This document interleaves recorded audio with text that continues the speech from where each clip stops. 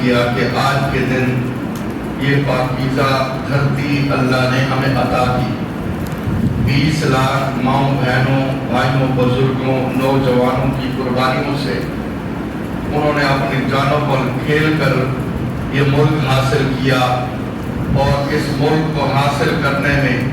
ایک ہی نعرہ، ایک ہی سوچ، ایک ہی فکر تھی کہ پاکستان کا مطلب کیا؟ لا الہ الا اللہ. ہر بچے، ہر بوڑھے، ہر نوجوان، ہر مرد اور عورت کی زبان پر صرف اور صرف یہی نعرہ تھا کہ ہم یہاں سے ایسی جگہ پر جانا چاہتے ہیں کہ جہاں پر اللہ کا نام لینے میں آزادی ہو، زندگی گزارنے کے اصول اور ضابطے اللہ کے ہمیں آزادی سے میسر ہو، جہاں پر اللہ کے سامنے جبین جھکانا ہمارے لیے آزادی کے ساتھ آسان ہو، جہاں پر دین اور شریعت پر چلنا ہمارے لیے آسان ہو. اور ایسی دھرتی سے ہم الگ ہونا چاہتے ہیں جہاں پر غیروں کی پوجا کی جاتی ہو، جہاں پر ایک مسلمان کو ہندو سے کم تر سمجھا جاتا ہو، گائے کی پوجا کرنے والے کے مقابلے میں اللہ کے پوجا کرنے والے کو کوئی حیثیت نہ دی جاتی ہو. اسے آزادی کے ساتھ زندگی گزارنے کی اجازت نہیں، آزادی کے ساتھ اپنی سیاست، اپنی تجارت، اپنی ثقافت پر چلنے کی اجازت نہیں. لہذا ایسے گھٹن والے ماحول اور معاشرے میں ہم نہیں رہنا چاہتے. ہم چاہتے ہیں تو ایسی دھرتی چاہتے ہیں لا الہ الا اللہ، کہ جہاں پر جا کر صرف اور صرف قانون ہو تو وہ اللہ کا ہو، اور طرز زندگی ہو تو محمد رسول اللہ صلی اللہ علیہ وسلم کا ہو. اور پھر یہ ملک ملنے کے بعد بانی پاکستان نے بہت مرتبہ فرمایا کہ بعض لوگ طرح طرح کی بولیاں بول رہی ہیں اور وہ کہتے ہیں اور پوچھتے ہیں کہ اس ملک کا دستور اور منشور کیا ہوگا اور کون سا ہوگا. بانی پاکستان بار بار فرمایا کرتے تھے، سنو، دستور اور منشور وہ قومیں بناتی ہیں جن کے پاس کچھ نہ ہو. الحمدللہ ہم نے جو نعرہ لگایا ہے لا الہ الا اللہ، ہم مسلمان ہیں اور ہمارے پاس دستور اور منشور قرآن اور نبی علیہ السلام کی سنت موجود ہے. اور پھر بانی پاکستان نے سب سے پہلے اس ملک کا جھنڈا جو لہرایا گیا،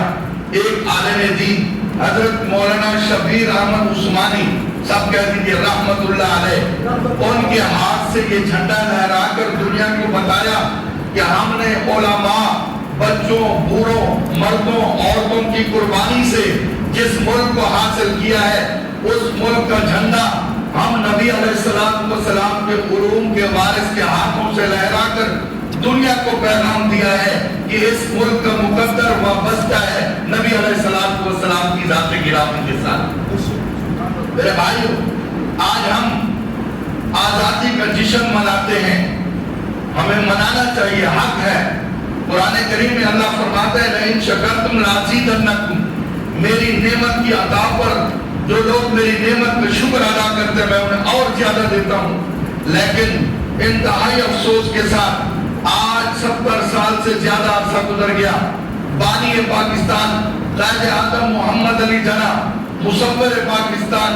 علامہ اقبال رحمت اللہ علیہ اگر دنیا پر واپس آ جائے اور ہمیں دیکھیں، خدا کی قسم ہمیں پہچاننے سے انکار کر دیں گے. اور آج ہمارے طرز سیاست سے، ہمارے طرز تجارت سے، ہمارے اصول عدالت سے، ہمارے معاملات زندگی سے، ہمارے عدالتی اور سیاسی اور ثقافتی اور صحافتی نظام سے اگر وہ لوگ آ کر کہیں کہ ہم ہیں ملک بنانے والے، ہم اسے پسند نہیں کرتے. ہم لوگ جس جگہ پر پہنچ چکے ہیں، آج ان لوگوں کی تیسری نسل کہ جنہوں نے قربانیاں دی، ان کی تیسری نسل یہ کہتی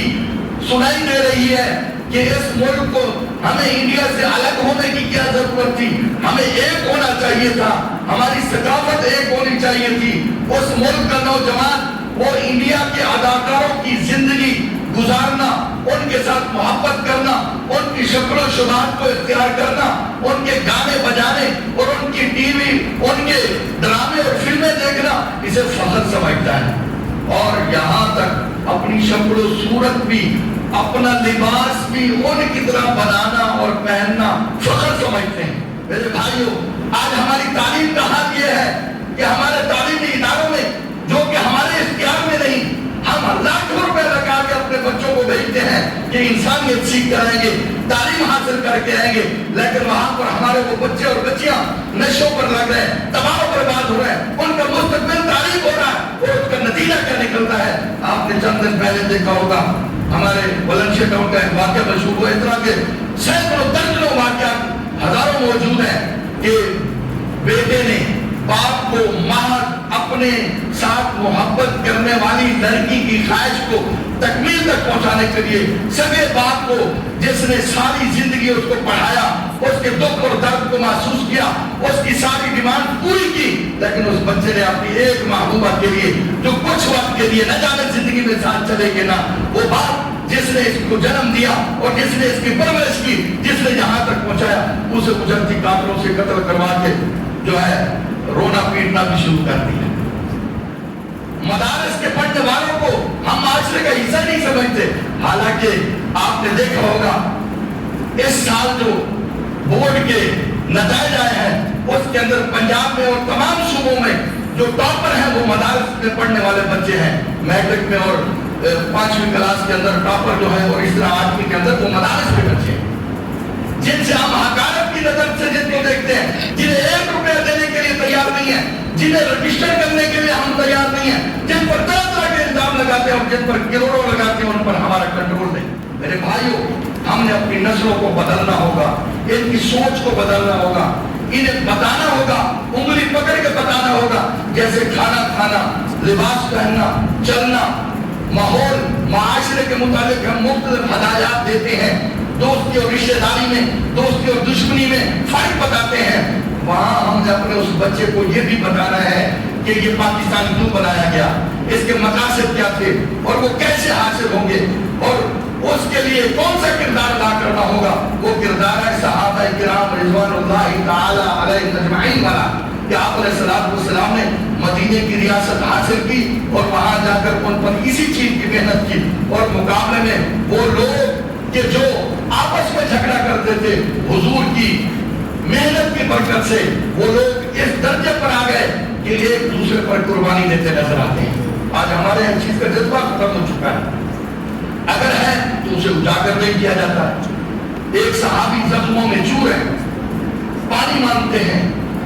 پانی پاس پہنچتا ہے، دوسرے قریب والے زخموں میں چور پانی مانگتے ہیں، وہ صحابی کہتا ہے میری پرواہ نہ کرو، میرے بھائی کو پانی پلا۔ ابھی وہ بچی وہاں پہنچتی ہے، ساتھ والا پانی مانگتا ہے، وہ صحابی کہتا ہے میری خیر ہے، میرے بھائی کو پانی پلاؤ۔ 7 صحابہ نے جان دے دی لیکن دوسرے سے پہلے پانی نہیں کیا۔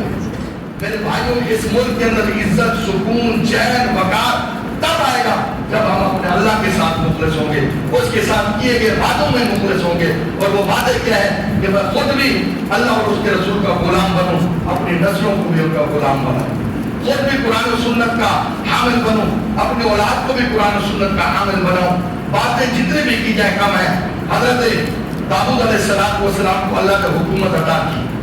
قرآن کریم میں اللہ تعالیٰ فرماتے ہیں یا داؤد انا جعلناک خلیفۃ فی الارض فاحکم بین الناس، کہ ہم نے انہیں حکومت عطا کی اور ہم نے ان سے کہہ دیا کہ تم نے لوگوں کے درمیان فیصلے کرنے حق کے ساتھ، یہ نہیں کرنا یہ رشتہ دار ہے، یہ بھائی ہے، یہ دوست ہے، یہ میری جماعت کا کارکن ہے، یہ میرے دوست کا جاننے والا ہے، یہ جھوٹا ہے، یہ سچا ہے، اسی کے حق میں فیصلہ کروا دو، نہیں بلکہ حق کے ساتھ فیصلہ کرنا ہے۔ سیدنا فاروق اعظم رضی اللہ تعالیٰ عنہ نے